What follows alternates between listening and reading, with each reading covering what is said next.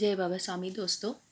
कल हमने देखा कि 2008 के मधु चैतन्य में स्वामी जी ने जो आशीर्वचन लिखे थे उस पर से हम समझ गए कि स्वामी जी स्वयं ही संत ज्ञानेश्वर है। और हमें इसका प्रमाण स्वामी जी के अनेक प्रवचनों में भी मिला है। जैसे हम अगर उदाहरण के तौर पर ले तो चैतन्य महोत्सव 2024 को प्रश्नोत्तरी में एक भक्तगण ने स्वामी जी को पूछा था कि उन्हें दांडी के गुरु शक्ति धाम में संत ज्ञानेश्वर के दर्शन हुए थे।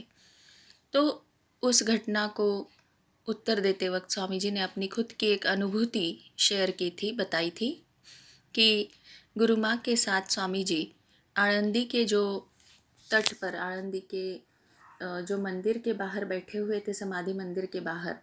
तो वहाँ पर एक जो महिला थी वह आई और उन्होंने स्वामी जी को देखकर बोली थी कि आज आप बाहर आके बैठे हो। मतलब उन्हें स्वामी जी के अंदर स्वयं ज्ञानेश्वर जी के दर्शन हुए थे। तो हमारे गुरुदेव मुख से तो यह स्पष्ट रूप से प्रकट नहीं करते, लेकिन इस चीज़ का उन्होंने अनेक बार संकेत दिया है कि 800 साल पहले आळंदी में जब ज्ञानेश्वर महाराज जी ने समाधि ली थी तो हम आज जानते हैं कि उसके पीछे का कारण क्या था।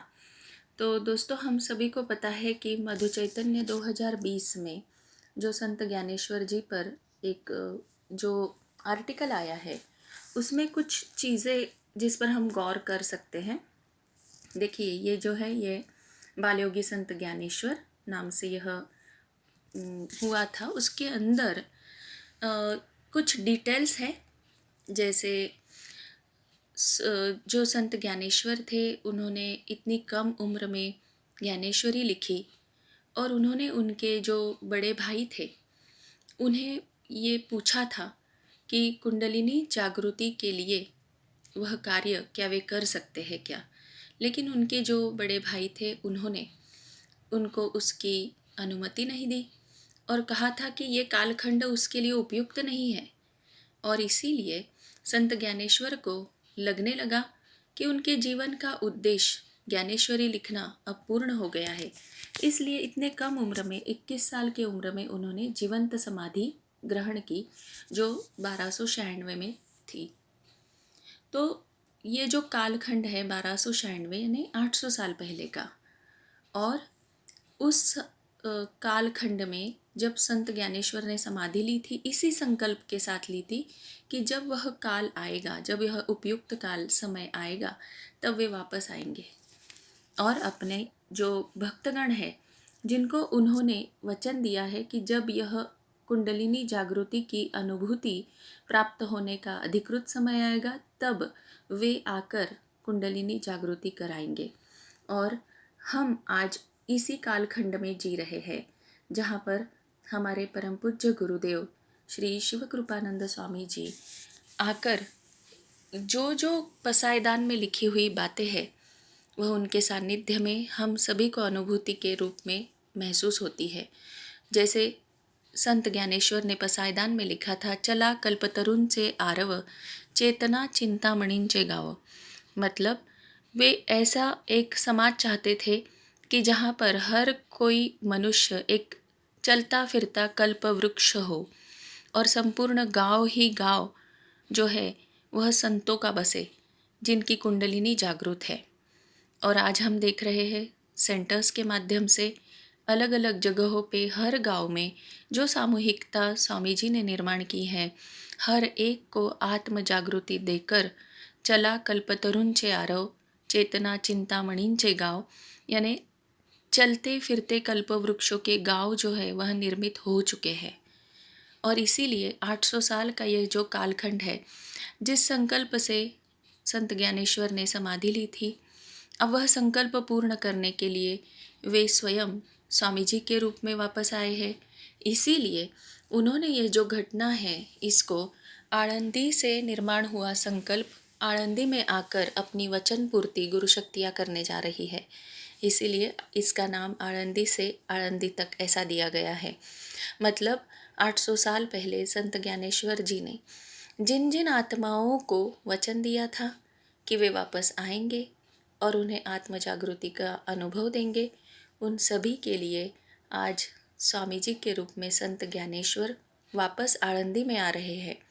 इसलिए हम जैसे जिन भाग्यवान आत्माओं को 800 साल पहले यह वचन मिला था, हम सभी के लिए हमारी गुरु शक्तियाँ स्वयं आळंदी में 10, 11 और 12 अप्रैल को स्वयं पधार रही है। तो इस चैतन्य की गंगा में, त्रिवेणी संगम में हम सभी आत्माओं को स्नान करने के लिए अवश्य उपस्थित रहना है।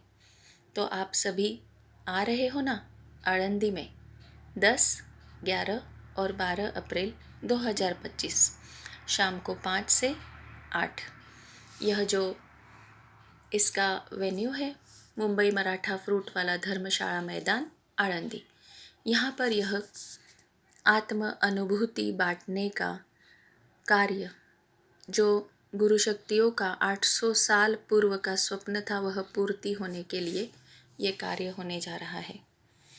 तो हमने कल स्वामी जी का जो 2008 साल का मधु चैतन्य का जो आशीर्वचन पढ़ा, उसमें स्वामी जी ने जिस शिला का वर्णन किया कि आळंदी में मुझ पर ऐसी ही बड़ी शिला रखी गई थी, उसका वर्णन हम इस लेख में भी देखते हैं कि जब संत ज्ञानेश्वर को समाधि दी तो इंद्रायणी नदी के किनारे स्थित सिद्धेश्वर मंदिर के पास एक गुफा सदृश स्थान निश्चित किया गया था और वहाँ पर एक गड्ढे की खुदाई की और उसे वहाँ पर उन्होंने समाधि ली और संतुलित स्थिति में गुफा सदृश स्थान के अंदर जब उन्होंने प्रवेश किया तो उस स्थान को शिला से बंद कर दिया गया था।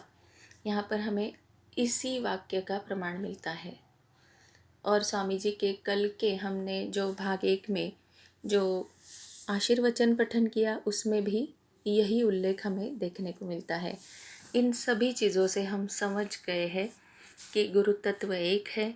गुरु शक्तियाँ उनके माध्यम शरीर जो है वे भले ही बदल ले, लेकिन वही महान आत्मा 800 सालों के पश्चात अपना संकल्प पूर्ण करने के लिए वापस आई है, क्योंकि उनके मन में एक माउली की तरह, एक आई की तरह, एक माता की तरह बहुत करुणा बसी है। और इसीलिए इस करुणामय पसायदान यानी जो प्रसाद उन्होंने परमात्मा से 800 साल पूर्व मांगा था, अब वह प्रसाद बांटने का स्वयं माध्यम बनकर यह माउली हमारे गुरु माउली के रूप में प्रत्यक्ष पधारी है। तो आज हम जान जाए कि हम किसके सानिध्य में जी रहे हैं, किसके सानिध्य में हमें ये आत्मज्ञान प्राप्त हुआ है, हमारे स्वामी जी कौन है और हम कौन हैं। जय बाबा स्वामी।